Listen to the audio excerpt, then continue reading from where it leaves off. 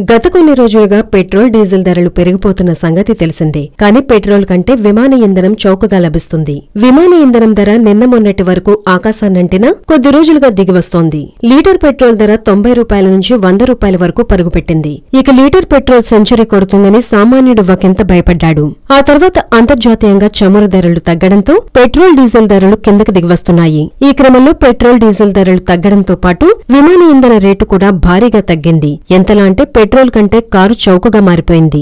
ద్విచక్ర వాహన ఇంధనం ధర కంటే విమానానికి ఉపయోగించే ఇంధన ధరే తక్కువ అన్న రీతిలో మారింది.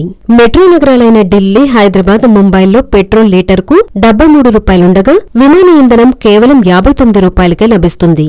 అంతర్జాతీయంగా ముడి చమురు ధర తగ్గడమే ఇందుకు కారణంగా చెప్పొచ్చు.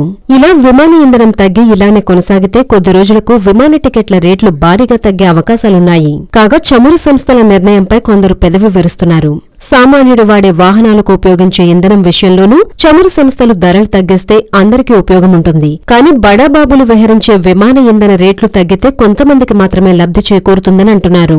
చమురు సంస్థలు ఈ దిశగా ఆలోచించి పెట్రోల్ డీజిల్ ధరను తగ్గించి సామాన్యుడిపై భారం తగ్గించాలని ప్రజలు కోరుతున్నారు. హలో, మిమ్మల్నే యోయో టీవీ యాప్ డౌన్లోడ్ చేసుకున్నారా? ఇంకా లేదా? మీ యాప్ స్టోర్ కి వెళ్ళి వెంటనే డౌన్లోడ్ చేసుకోండి.